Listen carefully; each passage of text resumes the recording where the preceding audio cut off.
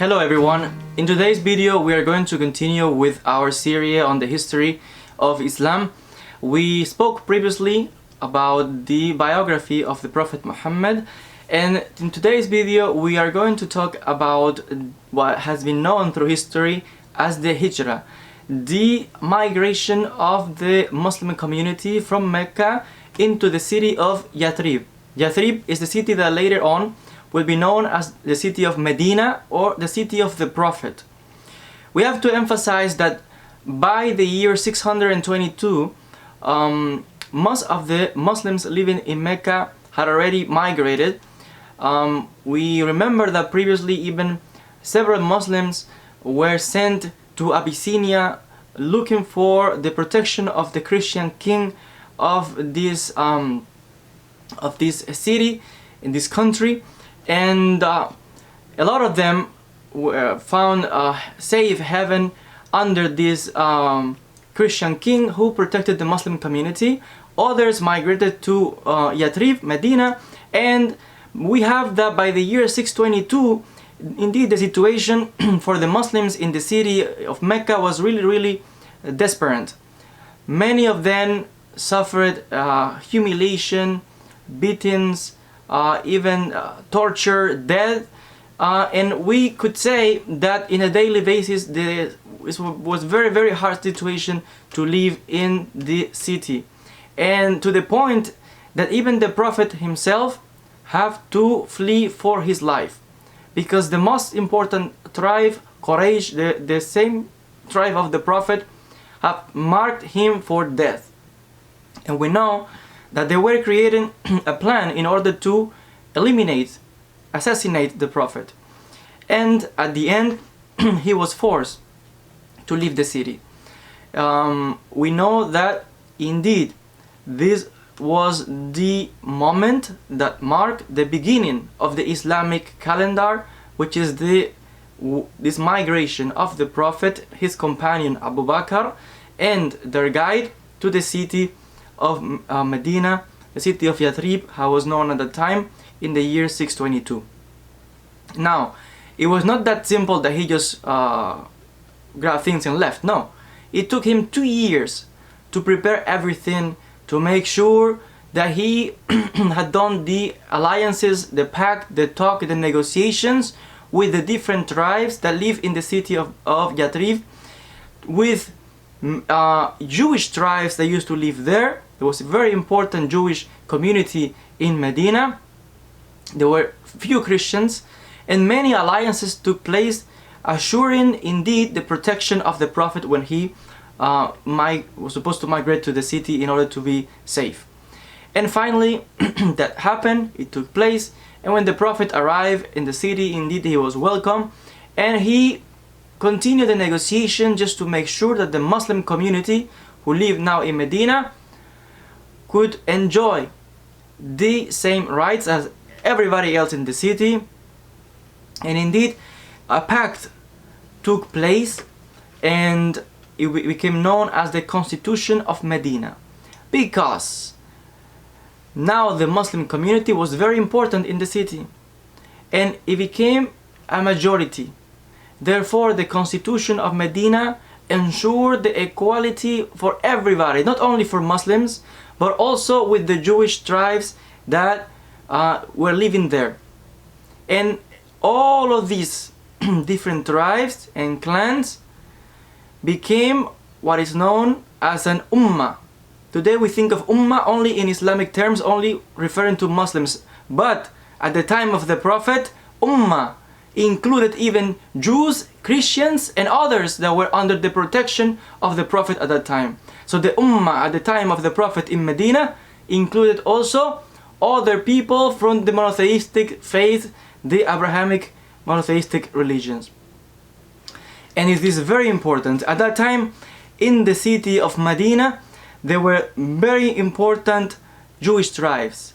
The tribe of Banu Qaynuqa, Banu Nadir, and Banu Qurayza. And at some point we have to say that there were other Jewish tribes.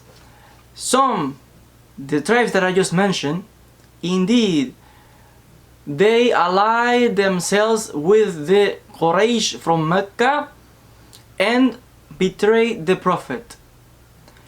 Other Jewish tribes remain loyal to the Prophet and remain under the protection of the Muslim community. And we have to emphasize that indeed conflicts arise. Now a series of laws, agreements were in place assuring equality for everybody in the city that now has chosen the Prophet as their leader.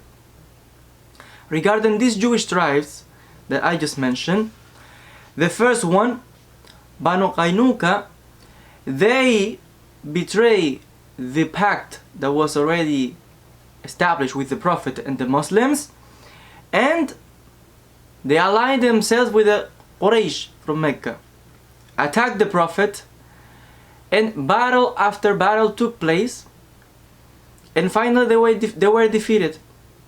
Now, contrary to the custom of the day at that time, in which someone who was defeated was then executed, their wives and their kids were taken then in captivity, the Prophet did the opposite.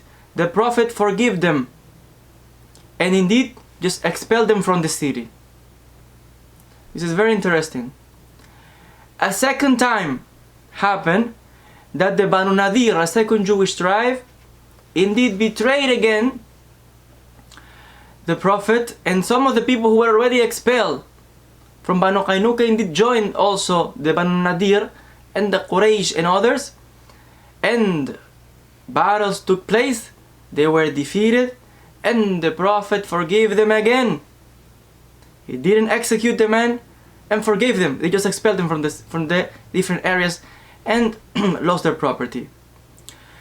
A third time came in which the third Jewish tribe, Banu Qurayza, betrayed the Prophet and those who were part of the Ummah, the community. We have to remember, there were not only Muslims, other Jewish tribes were part of this Ummah, and some Christians and others. And they betrayed the alliances. And this time, indeed, the Ummah guided by the Prophet indeed apply with strong hand what was supposed to be applied. All the male were executed and the women and children were taken, and with time they marry Muslims and others that were part of the community. Some of them with time, we have to say, that migrated the Jewish tribes from what is today Saudi Arabia. This tribe moved and went into what is today Syria. The majority went into Syria and to Damascus, to Aleppo, and others moved to Jerusalem. Some went to Iraq and other places. But we have to understand what happened at this time in Medina, when this kind of conflicts between tribes and the formation of an ummah, a community that was integrated not only of Muslims but of other Jewish tribes that all remain loyal to the Prophet and to the other clans, and other minorities that were protected, and all of them enjoy the same rights under the constitution of Medina. And this was the situation around this time. What again, this migration from Mecca to the city of Yathrib, later known as Medinat al-Nabi, the city of the Prophet, Medina, has become as the Hijrah, the marking of the beginning of the Islamic calendar.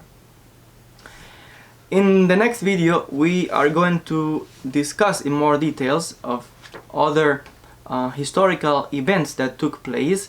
We are going to explain a little bit more about the leadership of the Prophet in Medina, and we'll talk also of a very important pact that took place, known as the Truce of Al-Hudaybiyah. And indeed, these are very, very important passages of history regarding the beginnings of Islam. I want to thank you all for your attention, and hopefully we'll see each other in the next video.